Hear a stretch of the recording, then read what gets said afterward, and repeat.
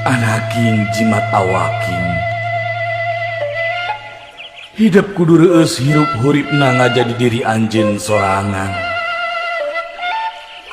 Raksa pariksa amarah hidup nu ngabalukarkeun kaduhung temanggih tungtung.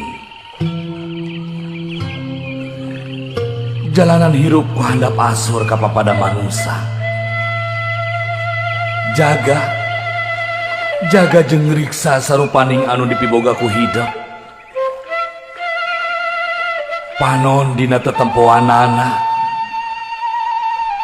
ceuli dina dedengianana, leta tina ucapkeunana, leungeun tina cacabakeunana, suku tina lampaheunana. Jaga riksa lengkah paripolah tinu hal anu matak raheut kana manah batur. Ngarah hidup hirup loba dulur, akur jeung salambur.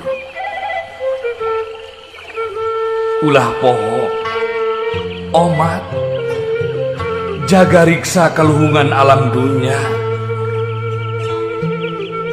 Da Gusti anu Maha Suci nyiptakeun alam dunya teh pikeun hiropea istuning keur hirup hurip hidup jeung papada umatna.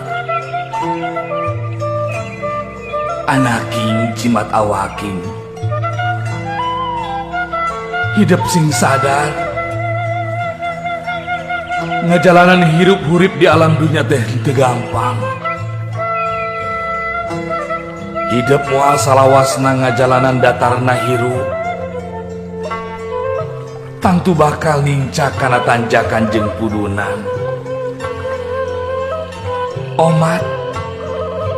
Omat hidup ulah kufur, salawasna eling kanu Maha Agung, nyembah kanu Maha Kawasa. Turutkeun papagon ageman, jalankeun pituduh karuhun urang. Anaking jimat awaking dina unggal renghapna nu jadi indung bapa kaluar doa anu mustajab. Pikeun anakna ngarah hirup pinanggih jeung kabagjaan, kajembaran.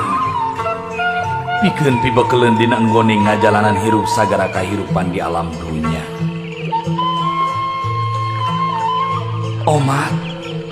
Omat anaking hidup kudu silih asa, silih asih, silih asuh,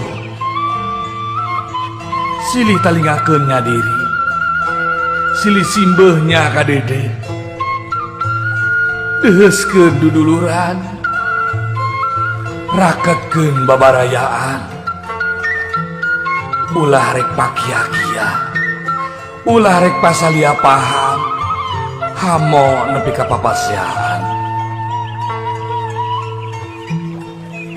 Anaking jimat awaking